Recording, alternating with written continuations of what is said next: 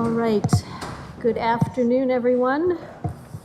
I am going to call State of Wisconsin versus Amanda Chapin, case number 22 CF 136. Can I have the appearances, please?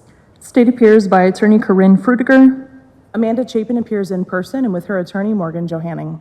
All right, and we are present in court today for purposes of the sentencing. Are we ready to proceed? Believe so.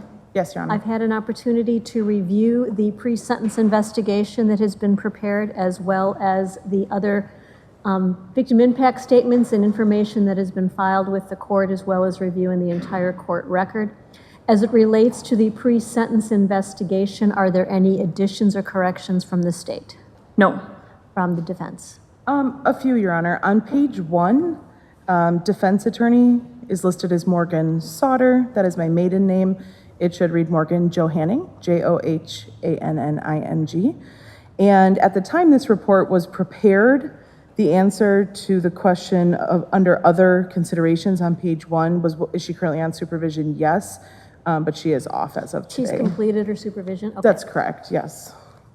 And the other inconsistencies were inconsistencies of statement, which don't need to be discussed. All right. So as I have indicated, I have had an opportunity to review that. I do believe that the pre-sentence investigation writer is on Zoom. I'm sorry, what, Sally?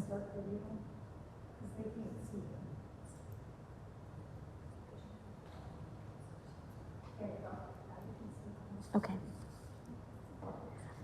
Move the...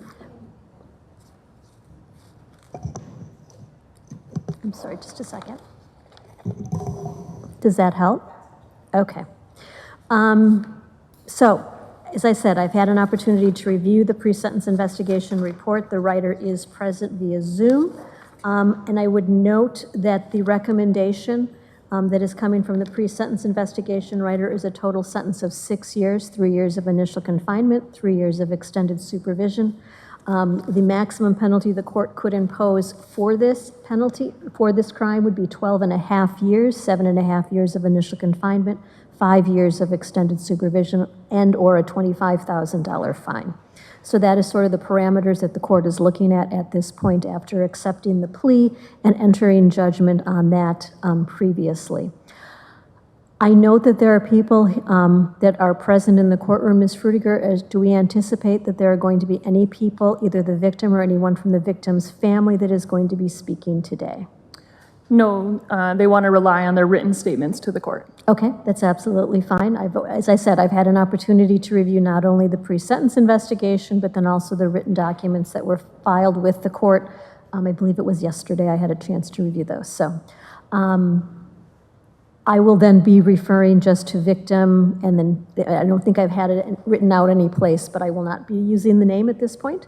And then, do you have anyone that is going to be making any statements on behalf of the defendant? No, Your Honor. Okay, so, Ms. Frutiger. Thank you, Judge. I'm going to start by repeating, I suppose, a little bit of the information that the court just talked about. Today, the state is asking that the court sentence the defendant to 10 years in the Wisconsin state prison system, which would consist of a sentence of 5 years of initial confinement and 5 years of extended supervision. The PSI is, of course, recommending a 6-year sentence consisting of 3 years initial confinement and 3 years of extended supervision. I can only guess at what I think the defendant's argument will be to the court today, but based upon her statements contained in the pre-sentence investigation, I'm going to assume that she's going to be requesting some level of probation or some very minimal level of incarceration. And I think she wants the court to do that on the basis, again, I'm saying this on my reading of the pre-sentence investigation, but she's asking the court to grant a minimal level of incarceration or a probation sentence, essentially on the basis that she's a good person, and the fact that she maintains her innocence throughout the PSI. But we're not here to decide a sentence based on whether she's a good person, whether she's a bad person.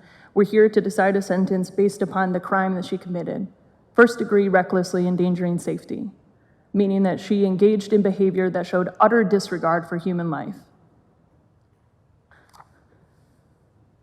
Despite the statements to the contrary that are contained in the PSI, what we all know based on sitting before the court today for a sentencing hearing is that the defendant is guilty. She entered that no contest plea. She agreed to the facts stated in the criminal complaint. She agreed that they are substantially accurate.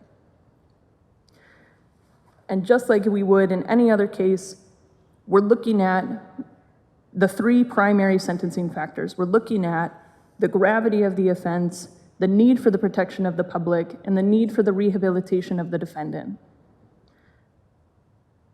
In the state's mind, the rehabilitative needs of the defendant are low. She's not a drug addict. She doesn't require substantial treatment. There might be mental health treatment that she needs, but they didn't come across strongly in the PSI. The only area that came across strongly was the need for essentially anger management treatment. The need for the protection of the public, I would argue, when we're talking about maybe the general public, is relatively low. But the need for the protection of the victim and the victim's family is certainly very high. So it's specific protection of the public that we're talking about in this case. No, we should be good because we have a steno here that we don't. No, that's okay. Sorry, Judge, there was just conversation that normally our DAR system is recording, so normally we see the clock and the clock is not on, so we thought maybe we were having an issue with the record, that's all. I have an old-fashioned steno reporter. Actually, she's not an old-fashioned steno reporter. She's probably one of the more technically savvy steno reporters because I have real time, so go ahead. Oh, perfect. Sorry for the interruption. No, that's okay. And Judge, the last sentencing factor is, as we know, it's the gravity of the offense. And that's what carries the most weight in this case. The court already said it. We're talking about a maximum possible sentence of 12.5 years, 7.5 years initial confinement, 5 years of extended supervision. And in this case, we're talking about a number of aggravating factors. And I think what's important is that we review some of that. So ultimately, right, reviewing the history of this case, what we have is that in August of 2021, the victim and the defendant met online very quickly. Their relationship progressed. They moved in together. They're married in March of 2022. By the following month after getting married, in April of 2022, the defendant is writing in journals about wanting financial independence and about opening a yoga studio in Hawaii. And there are already emails from the defendant and the victim showing that there's already strife within their marriage. In May of 2022, the defendant becomes the power of attorney for the victim. In June of 2022, there's a quitclaim deed signed that gives the property to the defendant if the victim were to pass away. In July, on one occasion, July 18th of 2022, we have the victim becoming ill, going to the hospital on July 21st of 2022 with an unknown condition. He was feeling dizzy, lightheaded, something was obviously wrong. They just couldn't tell what at the moment. July 23rd, 2022, the victim tells his family this marriage is over. The defendant sees those messages because she routinely goes through his phone and reads his conversations. July 30th of 2022, the defendant is emailing directly and receiving emails about properties for sale in Hawaii. August 2nd of 2022, the victim drinks coffee prepared by the defendant like normal and standing up. It's similar symptoms to July 18th. On August 5th of 2022, the defendant helped the victim euthanize the defendant's dog using the euthanasia drugs that the victim kept at home because the victim had been a vet, right? That was his profession. That's what he knew to do and how to do it. August 7th through the 14th, the victim and the defendant go to Canada to visit the defendant's sister. Immediately upon return, the defendant is researching cheap flights to get away from the area. On August 16th, the defendant is emailing the victim about their marriage and about the struggle and tension in their marriage. On August 20th, the defendant is searching how to delete internet history and even watches a video on how to do it. And it's the events of August 21st that bring us here today. 8:55 that morning, we know that the defendant logged into the victim's email and was forwarding emails to herself that the victim had received from his children. 8:30 to 9:30 a.m., the victim is sitting outside, drinking his coffee that the defendant had made for him, again, like normal. The victim tells us in the PSI that he never stays outside past 10 a.m. because where they sit outside to drink their coffee in the morning gets baked in sunlight and it gets too hot. So by 10 a.m., he's always coming back inside. By 10:28 a.m., the defendant is having a video chat with a group on a WhatsApp for 20 minutes or so. At 12:08 p.m., the defendant goes into the victim's email again and authors an email to the victim's child or daughter saying, essentially, "Good job, you've destroyed my marriage. You're the cause, you've ruined it." At 12:28 p.m., the defendant is calling 911, claiming to have found the victim unresponsive and claiming that he's been unresponsive for 10 minutes. She claims that she had been in the shower. It's also, I think, noteworthy that he has supposedly been sitting outside for 3 hours drinking a single cup of coffee, while according to the defendant, she's off feeding dogs, taking showers, doing things about the home. Eventually, the victim is taken to the hospital, they run testing, and what we find is barbiturates in his system. And what poison control tells us is that there's never a normal amount of barbiturates to be found in someone's system. They simply shouldn't be in your system, period. And what's also in his system is a euthanasia drug that the victim knows is a euthanasia drug because it's the same drug that he had used to euthanize the defendant's dog only weeks before. Again, following this incident, August 23rd and 24th of 22, the defendant is sending the victim's emails to herself from his account. She's logged into his account. She is sending these emails, including emails from his attorney about a marital property agreement. She's photographing the contents of his phone and sending them to some unknown person on WhatsApp. By August 26th, the victim has minimally recovered enough to return home, and the defendant leaves. By August 28th, she's emailing to the victim, claiming that she's committing suicide, sends that message on September 1st, and then she's found unresponsive after taking some Benadryl. That's the central timeline of events that we have here, Judge.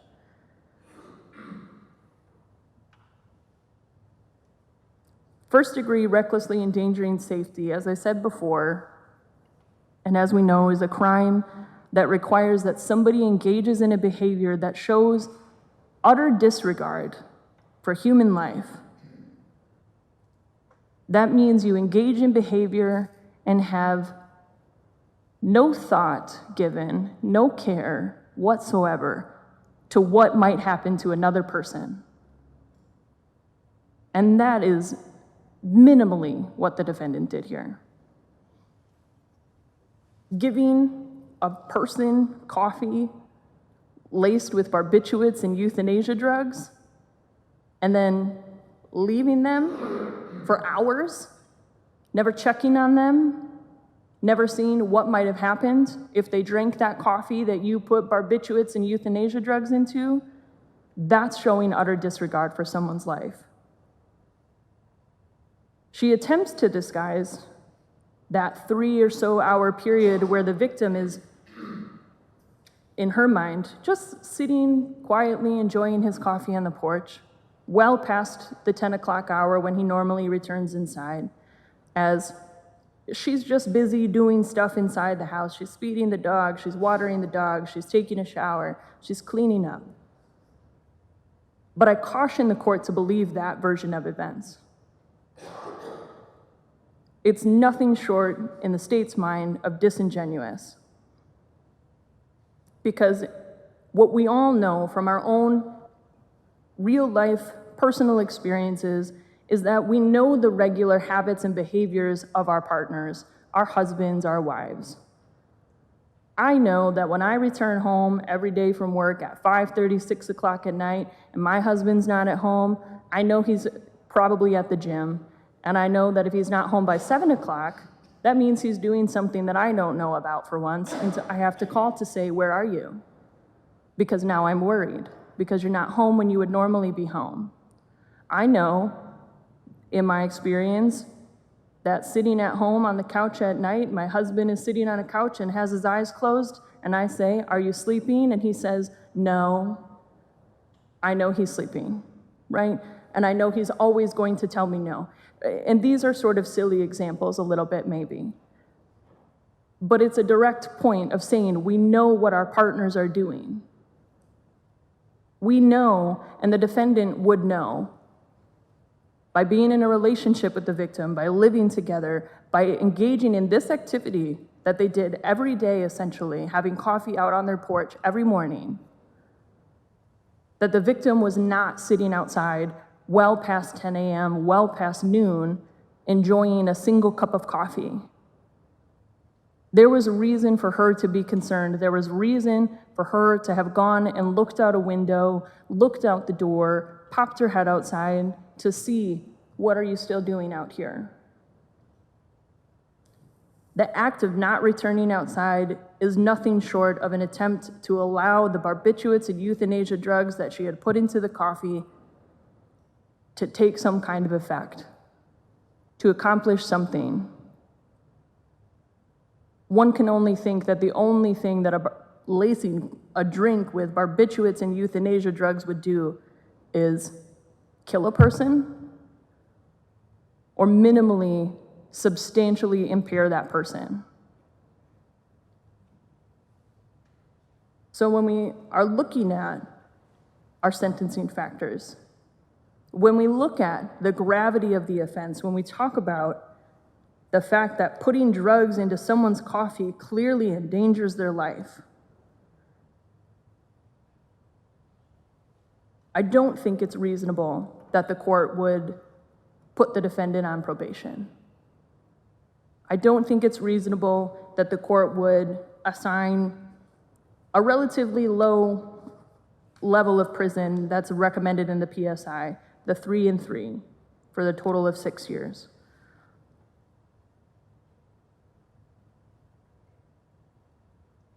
The gravity of the offense warrants a significant punishment.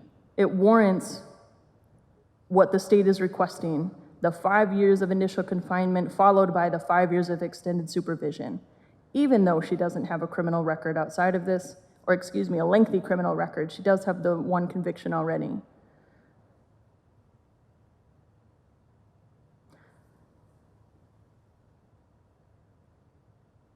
Ultimately, what I'm asking the court is to look at the timeline, to consider the timeline of events, and to consider the defendant's intentions.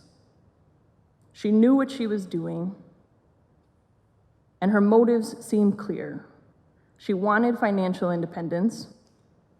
She was looking how to delete her history, telling us she was looking for a way to ensure that nobody finds out what she's up to, coupled with forwarding these odd emails from the victim's account to hers, this 3-hour or more window where she leaves the victim outside. All of that taken together tells the court the significant nature of the crime the defendant committed here, the aggravated nature of the crime committed. And in considering that, I believe the court can and should impose the sentence recommended by the state, the 5 years incarceration followed by the 5 years of supervision. Thank you, Judge. All right. Mr. Henning. Yes, thank you. I have to disagree with the state. I do believe that whether someone is a good person or not is relevant to how the court should rule, because a number of things about how someone conducts themselves in their daily life for 5 decades should be a contributing factor to what the sentencing is. Amanda Chapin has had a lifelong track record of being a rule-following, law-abiding citizen until she met the victim, her husband, and his family. She comes from a good family and was raised with faith.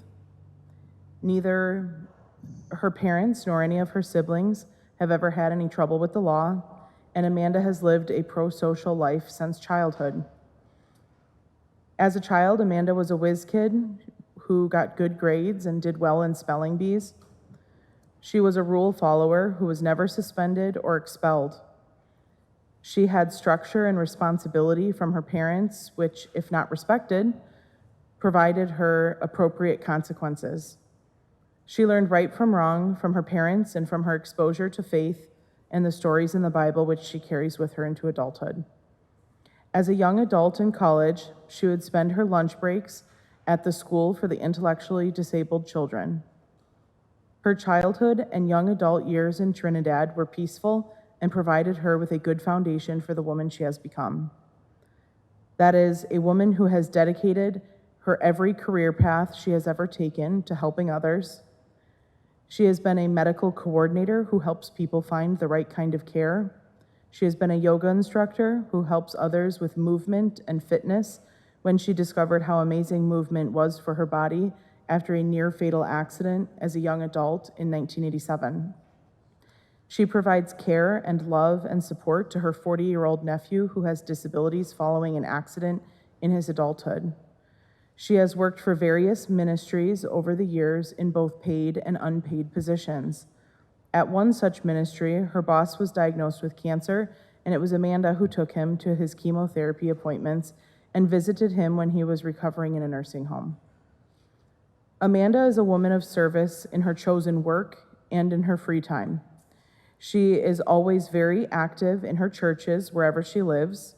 She volunteers and makes friends because she is warm and kind and selfless. Even after these allegations of her having poisoned her ex-husband, her congregation stood behind her because they knew her. They continued to welcome her to services and thanked her for her volunteer work with them. They also allowed her to prepare food for the children at Vacation Bible School. Her own Reverend Meyer said that he never believed she was a menace to society. He describes her as intelligent, dignified, productive, and hardworking. He told the PSI writer that she had only ever sought of him spiritual guidance and that she did not harbor hate or negative feelings towards Gary and his family. The whirlwind romance that was Amanda and her ex-husband was them meeting on a dating app, dating for a short while, becoming engaged and getting married in relatively short order. They were both head over heels in love, despite what it sounds like when you read the victim impact statements. There was not as much animosity towards Amanda as the family would have the court believe. The mother of the victim's children and his ex-wife of 25 years, had a very deeply rooted relationship in the victim's life and in the life of their children. Those roots were not disrupted when the victim started dating again after the divorce. She had been a persistent presence in his life for 25 years, and to this day, she claims to know how much Gary's assets are worth, what he has in the bank, or even what he has in the medicine cabinet in his bathroom. Amanda accepted this bond between the two of them, in part because she had a similar healthy relationship with her ex-husband of 12 years, and Amanda worked to cultivate her own bond with her husband's ex-wife and children. The family was hesitant to accept other girlfriends that the victim brought around and gave Amanda some of that same grief at first. However, the love between the victim and Amanda persevered, and Amanda did develop a good relationship with the victim's children. She baked them zucchini bread and visited with them often. She was very close to the victim's beloved aunt, who even attended and blessed their courthouse wedding ceremony. Before meeting the victim, Amanda never wanted for a job or housing security. The family she grew up in was more financially comfortable than most, and it would simply be untrue to imply that the marriage between Amanda and the victim was based on financial motivations rather than love. When some conflict arose between his children and Amanda, it was the defendant who defended her. Over the past year and a half that this case has been pending, Amanda has continued to work and continued to support herself. When the victim, in his 70s, started to show age by slowing down, Amanda and his family noticed. When he started experimenting with self-medicating for COVID, using veterinarian medications and protocols that he was thinking up with other professionals, Amanda was worried.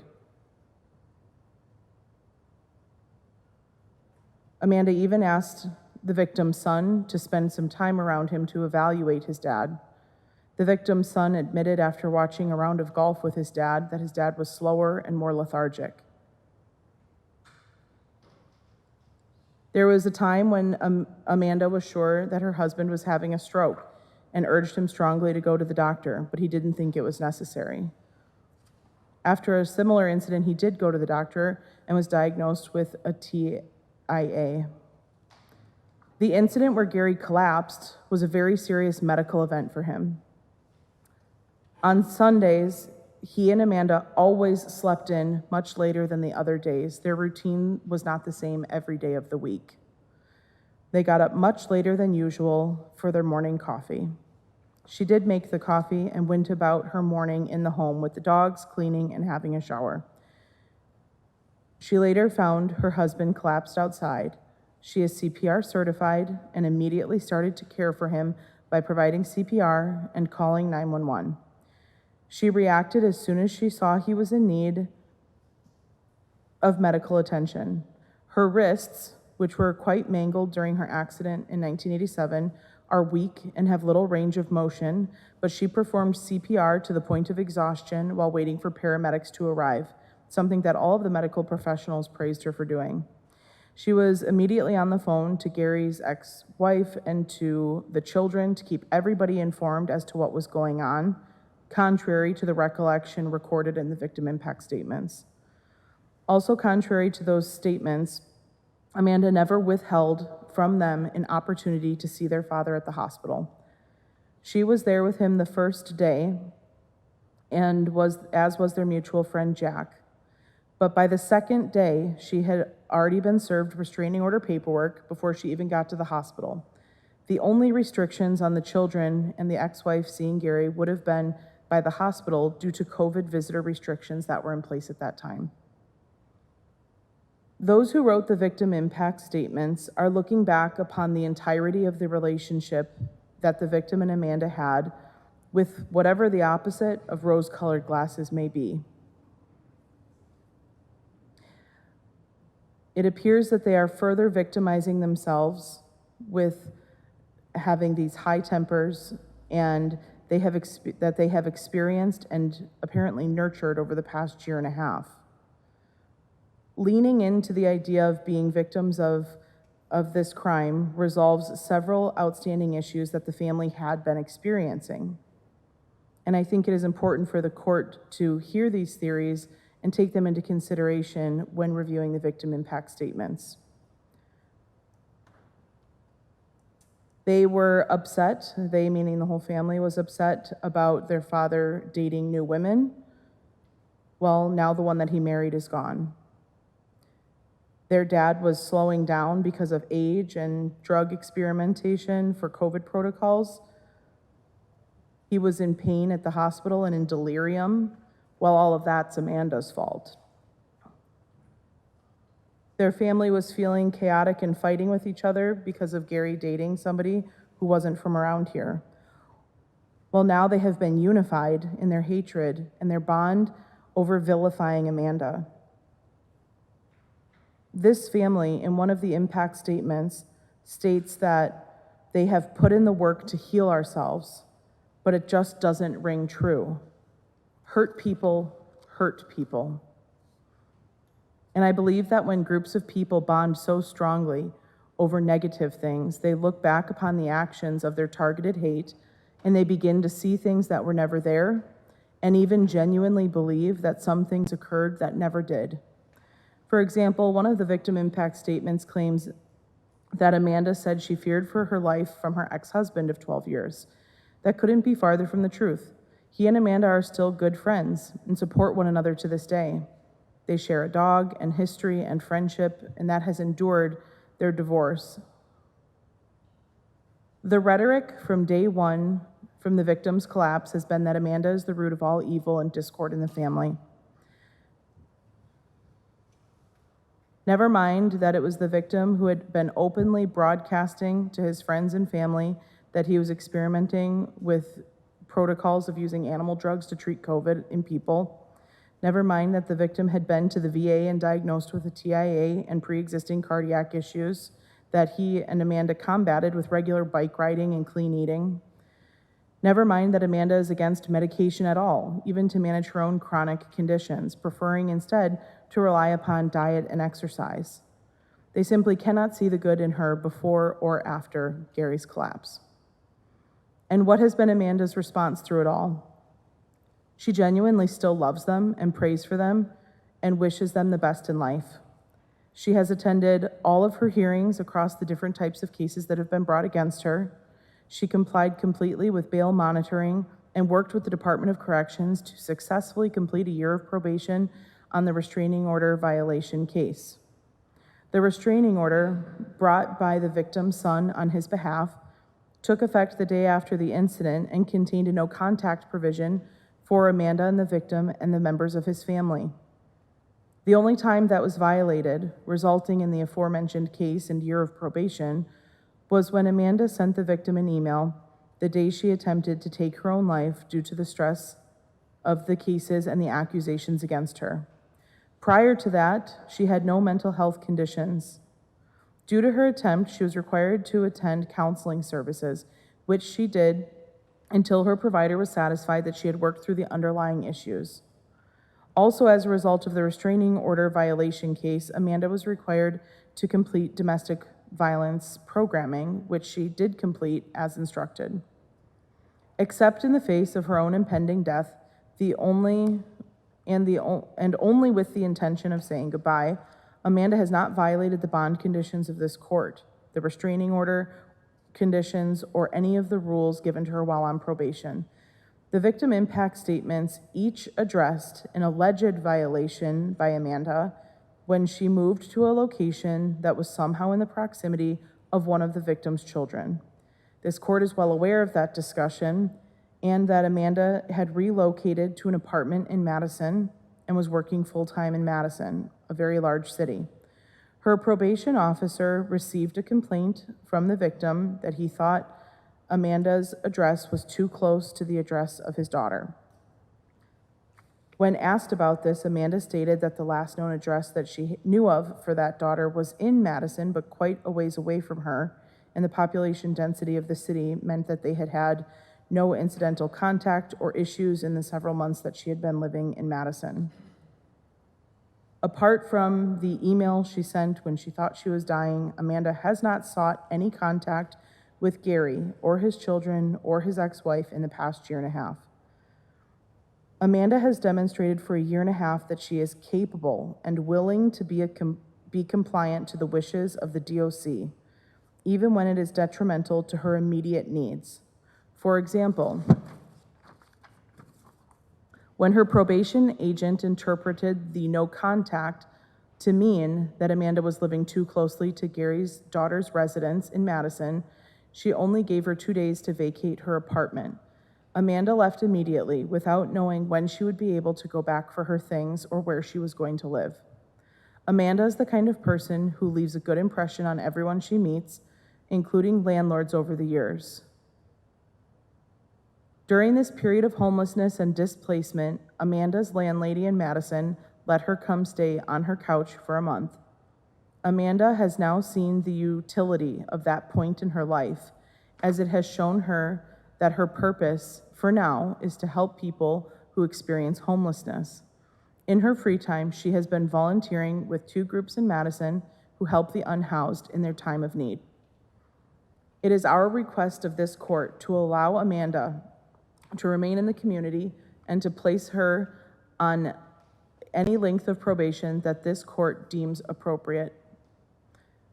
We have absolute faith in Amanda's ability to continue to be successful on probation again and to be a productive member of society while under supervision and beyond.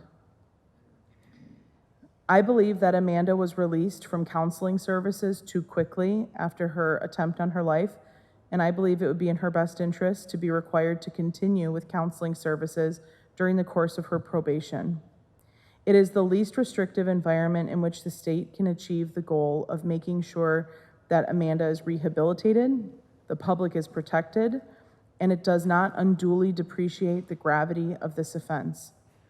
To be clear, despite what was proclaimed relentlessly in the victim impact statements, the offense here is first-degree recklessly endangering safety.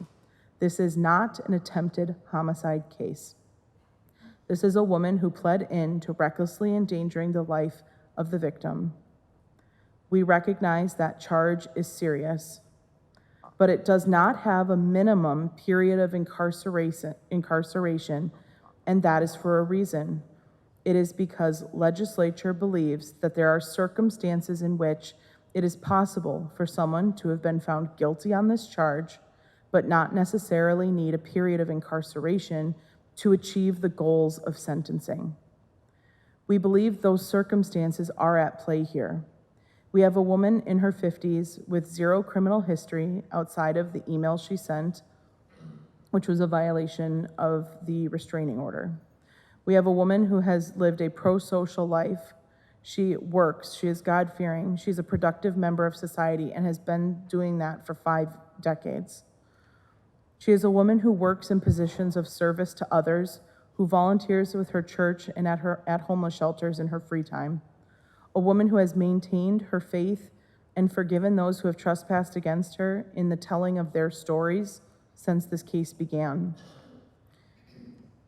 If this court ultimately decides that the screams of the victim and his family for a period of incarceration cannot be ignored, we pray that this court consider the option of having 1 year of conditional jail time be a part of this sentence.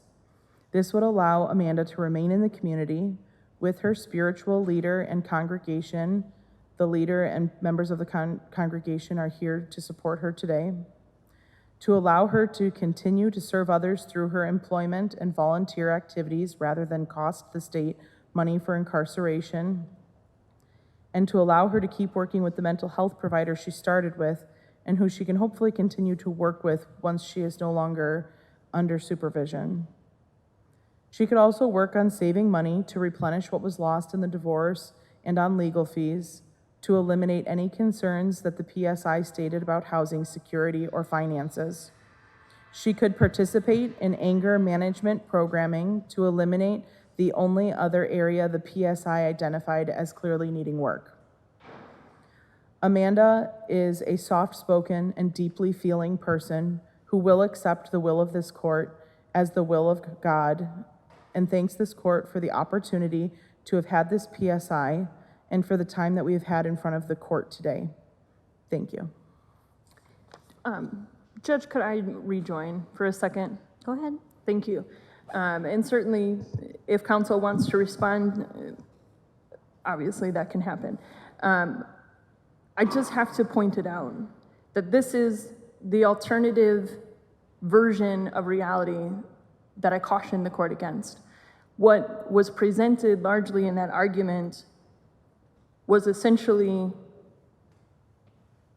the defendant's belief that this entire case is the result of a conspiracy against her, that the victim and the victim's family have conspired to make everyone believe that she is guilty of this crime.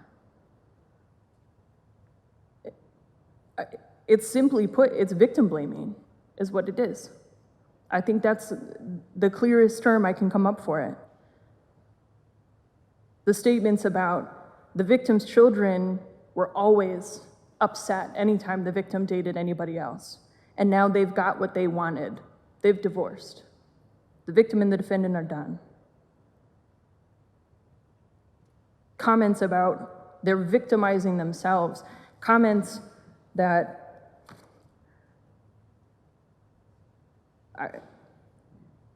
they made false claims that they're claiming this was a bond violation. I don't know that anybody claimed it was a bond violation. I don't think it's accurate to say that one of the victim's children who said he did notice his dad appeared slow and lethargic during a round of golf was an acknowledgement that he's just getting older, he's slowing down because of his age. That's not how it is written in this PSI. That's not the statement that was submitted to the court. I think that's an inaccurate rendition, an interpretation of that victim impact statement. What is clear is that the victim and the victim's family are angry and they are hurt, and that there's a lot for them to deal with here, a lot for them to unpack. And in part, because as we sit here, not once have we heard, and this is what the PSI points out at the end, not once have we heard the defendant take accountability for her behavior, not once have we heard the defendant express any kind of remorse for her actions. And so this is a family and a victim that are rightfully upset, because the facts that we've all agreed to, as alleged in the criminal complaint, are that the defendant poisoned the victim. What her purpose was, to see the victim die, to see him incapacitated, to see him in a coma. I guess I'm not going to completely venture a guess, but the truth remains, regardless of the reason for the poisoning, the defendant poisoned the victim. She left him alone for the poison to set in.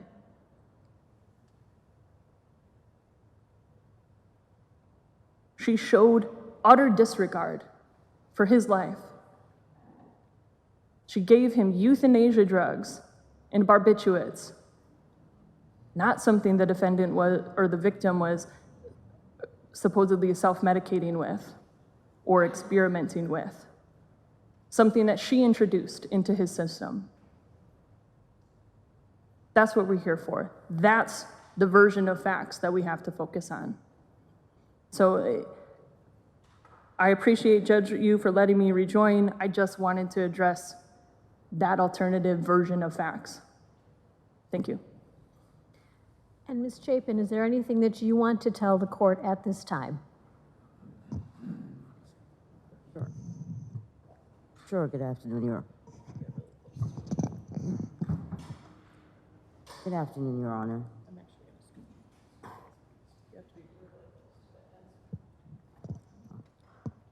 Good afternoon, Your Honor. As I appear before you in this court today, I reflect on the past few days and weeks and months that I've been asked the question by many, are you ready for whatever decision the court may rule? Your Honor, honestly, I'm not. But what I am ready for is to continue walking out my faith in God. I do believe and have believed from day one that by His grace, He will see me through. Today, I stand before you stronger, and I give all thanks and glory to God for his grace, to my mom and dad for their love, morals, and strong faith that they embedded in me as a child and adult, though they are no longer here with us. To my siblings for their love, support, faith, and believing in my strength to persevere on days I felt I just couldn't go another mile. To my church and faith family, who has stood by me with open arms through it all, constantly reminding me to keep my faith in God's love and grace. And for the many beautiful souls I've met along this journey, this past year and a half. I've seen the face of God, Your Honor, through turning my pain into my passion, my misery into my ministry, while volunteering at the homeless shelters. Instead of asking myself why this has happened, I tell myself, why did this happen for me? Life is truly about a journey and not the destination. I will continue walking out my faith in God and serving and advocating for my unhoused brothers and sisters. Your Honor, hate has created many problems in our world today, but has not solved one yet. With that said, whatever this court rules today, I will continue to stand strong in my faith and God's grace, along with my own anthem I've had throughout my years. I did not come to teach you. I came to love you. It is my hope that love will teach you. Thank you. Okay, thank you.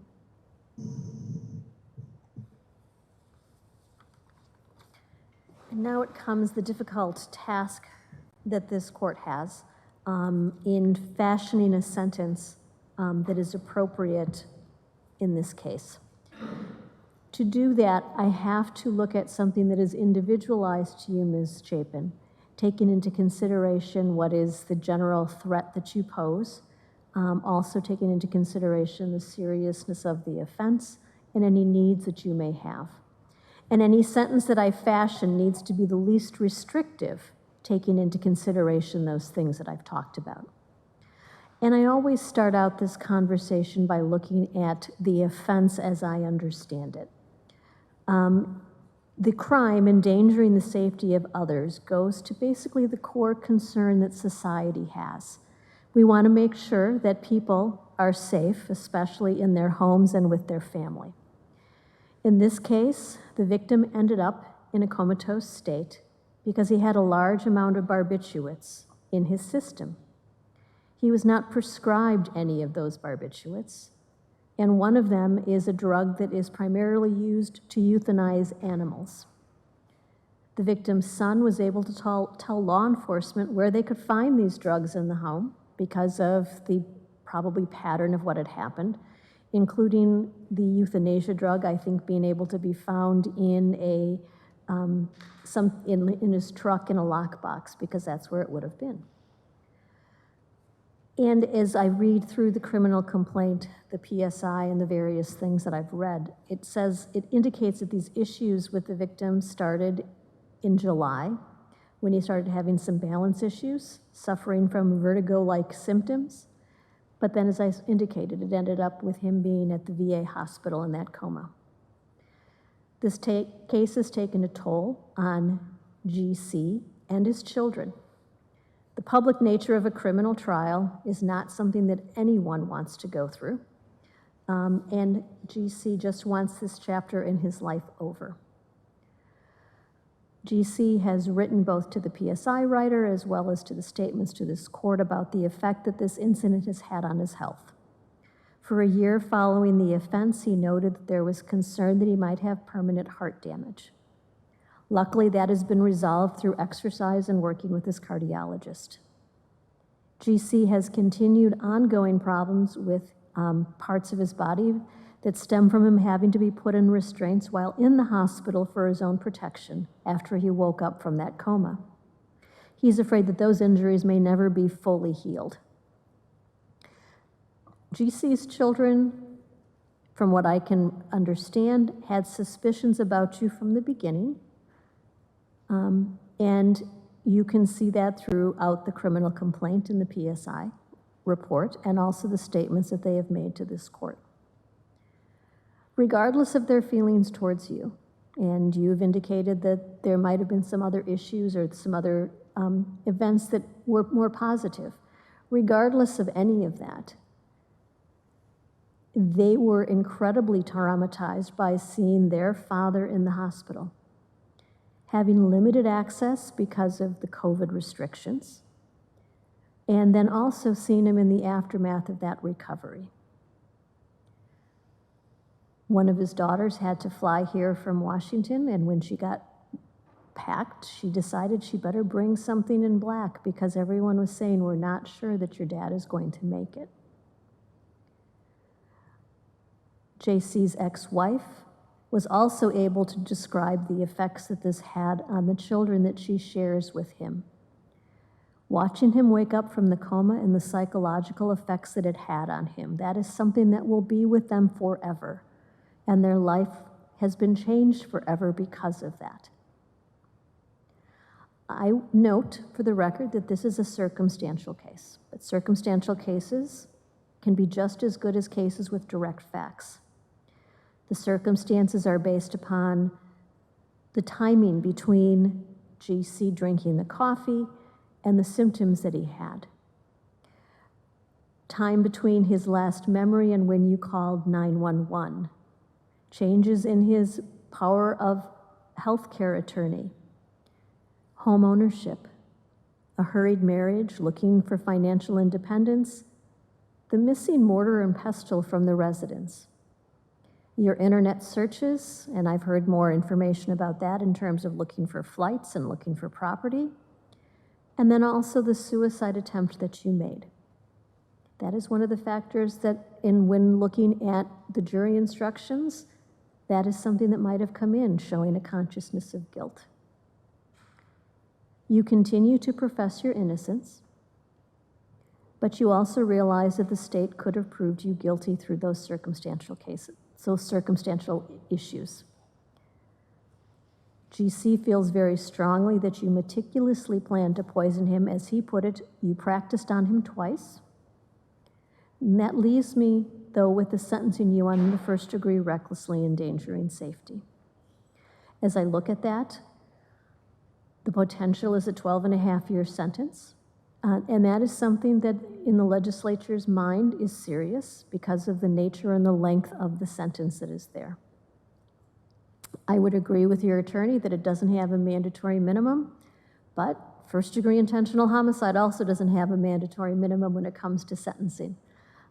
So there are certain issues that the court may take, or that the legislature takes into consideration, and just because they don't have a mandatory minimum doesn't mean that it's not a serious offense. So I now turn to what I know about you. And if I've done my math right, you are 51 years old. You were born and raised in Trinidad, one of 5 children. Intact family, where your mother involved in politics and your father farmed. You describe your parents as having a strong faith, instilling that strong faith in you, and teaching you to give back to your community. You indicate that you were blessed to have such good parents, and that you've indicated that as well today in your statement to me, and that your parents, unfortunately, are deceased, but they are still with you, and have still been able to provide guidance for you.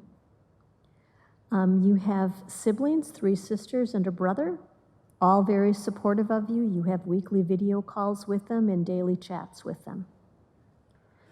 You've been married 3 times, each one ending in divorce, but you've indicated that you're on good terms with your second husband who lives in Illinois, and we did have that bond modification to allow you to travel there. You attended school in Trinidad, and with the difficulty in getting your records from there, when you moved to the U.S., you did get your GED just to be on the safe side, to say that you actually had that. You report that you were a good student, and your schooling in Trinidad was cut short because of the automobile accident that you were in and that you've talked about. You immigrated to the United States in 1991 and became a citizen about 20 years after that.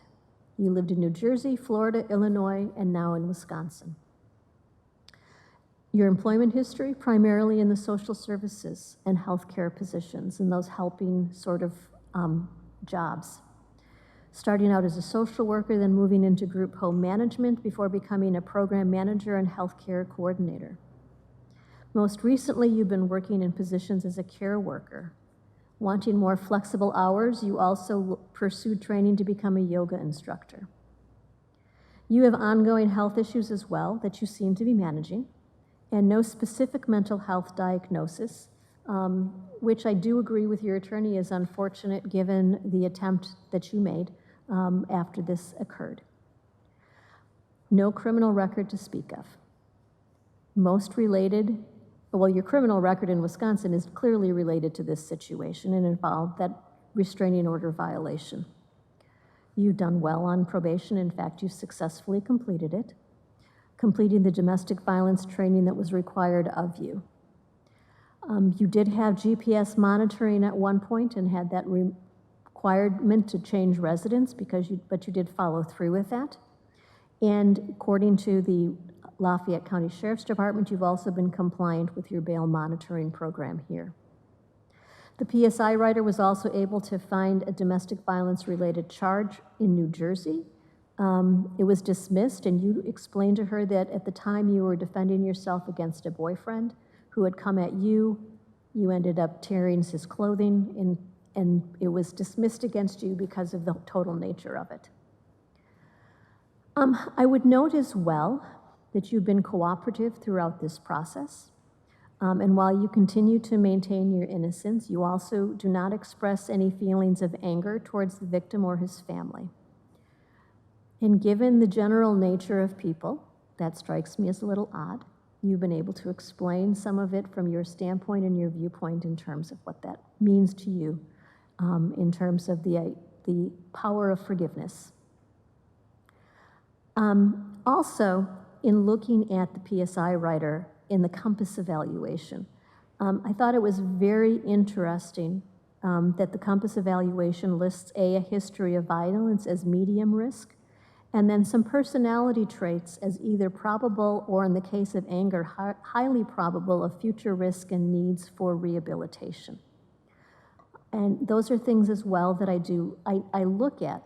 I can't base everything on it, what I do, but I do find that to be interesting in my review of the PSI. So, as I indicated at the start, I need to do the sentence that is the least restrictive. And that least restrictive idea is the idea of probation. However, in reviewing this case, I do not believe that probation is appropriate. And the reason for it is it would unduly depreciate the seriousness of this specific offense. Mr. Chapin almost died. He has had substantial health issues as a result of what occurred. And his children have been traumatized by seeing their father in a coma. By placing you on probation, I believe that that would unduly depreciate the seriousness of this offense. So, I then need to look at the reasons that I do sentencing, and that has to do with your risk level. What is that? And as I indicated, there are some issues having to do with the anger and the personality traits outlined in the COMPASS that could use some assistance. Also, I need to look at the idea of that rehabilitation, because if you can address some of those, then your risk level is much, much lower. But then I also need to look at the punitive component, and that is one of the factors that the court also needs to consider. And since I've kind of talked about it when I said, is probation appropriate, and not thinking that probation is appropriate. As I've indicated, the victim almost died. He has continued health issues. that idea of feeling safe in your own home or trusting other people.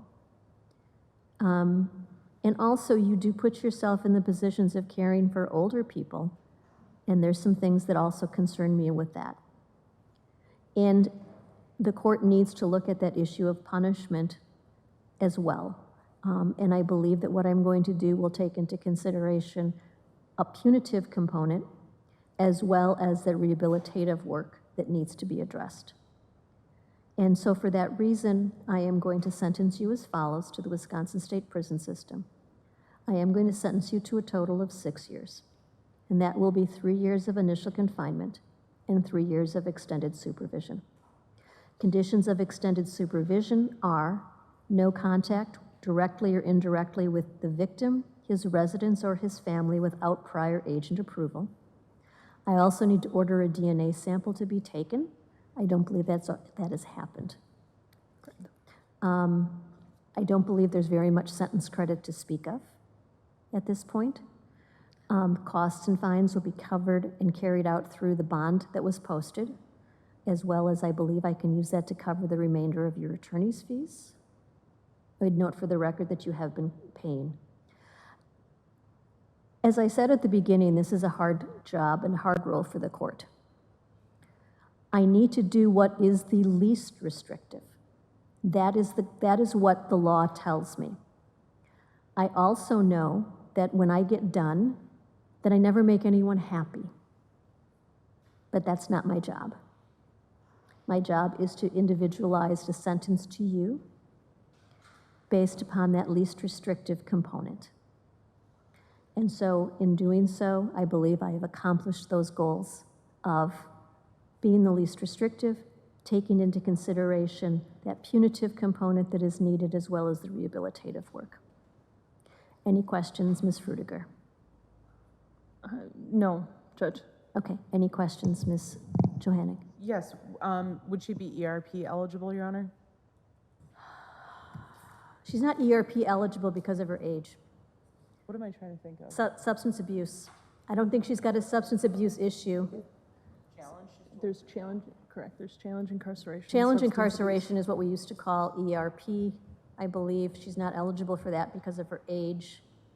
She's statutorily eligible for substance abuse programming, but she doesn't have any Right, she doesn't have any substance abuse issues, so. right, thank you, Your Honor.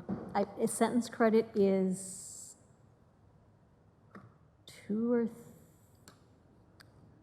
Judge, I apologize, I don't have that number just a second. in front of me. She signed the cash bond on, she signed a cash bond on February 20th, 2023. I think her original bond was posted on January 27th. So I have her in custody from January 4th through the 27th. 23 days. And then I have, correct, that would be 23 days. And then I have, I think the time in jail later was for her other offense. Yeah. It was not be part of this. That's my understanding. We would agree to the 23 days. Okay, 23 days of sentence credit. Yes. Anything else? No. Okay, Thank you, Your Honor. thank you.